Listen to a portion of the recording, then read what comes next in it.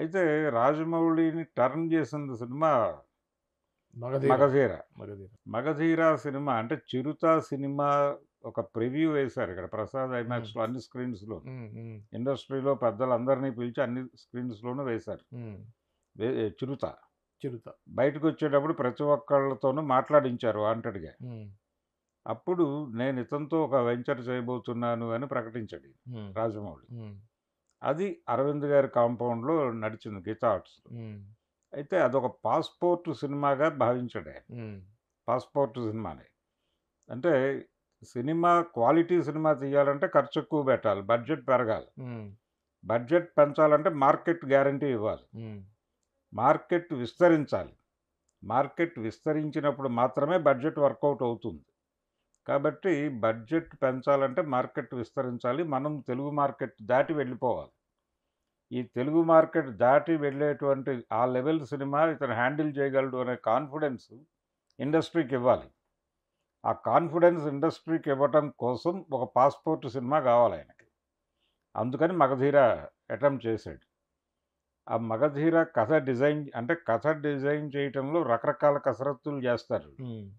అంటే రాజమౌళి వాళ్ళ ఫాదరే కథ ఇచ్చినప్పటికీ క్యారెక్టర్ల మీద విపరీతమైన డీటెయిల్స్ వర్కౌట్ చేస్తాడు. అందుకని మీకు ప్రతి క్యారెక్టర్‌కి ఒక డెప్త్ ఉంటుంది. అది మొదటి నుంచి అతను నేర్చుకున్నటువంటి అంటే టీవీ నుంచి రావడం వలన వచ్చినటువంటి హ్మ్. లక్షణం అది.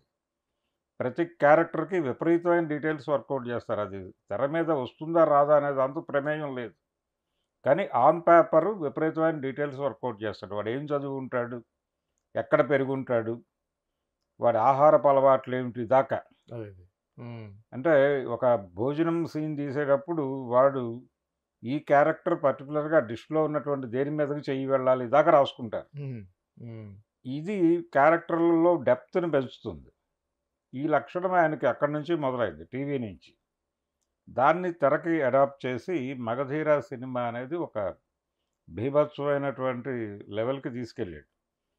చాలామంది అంటే పులిని చూసి వాత పెట్టుకోవడం అనే సామెత ఉంది మనకి. అవును.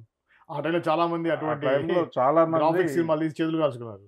అంటే హ్మ్. వీఎఫ్ఎక్స్ లేకపోతే గ్రాఫిక్స్ ఇది మాత్రమే కాదండి. హ్మ్. ఒక గ్రాండియర్ ఎక్కడో ఒక వేరే లోకం కథ చెప్పాలి హ్మ్. అనేటువంటి ఒక దీనికి ఇల్యూజన్‌కి వెళ్లారు చాలామంది. హ్మ్. హ్మ్. ఆ క్రమంలో వచ్చినటువంటి సినిమాలే 'బద్రీనాథ్' కావచ్చు, 'శక్తి' కావచ్చు. 'శక్తి' యెస్. 'బద్రీనాథ్' కొంత సేఫ్ ప్రాజెక్ట్ అయింది గానీ, 'శక్తి' ఆ ప్రొడ్యూసర్‌ని డిజాస్టర్. సర్వనాశనం చేసింది. అవును. అశ్విని దత్ గారిని. అవును.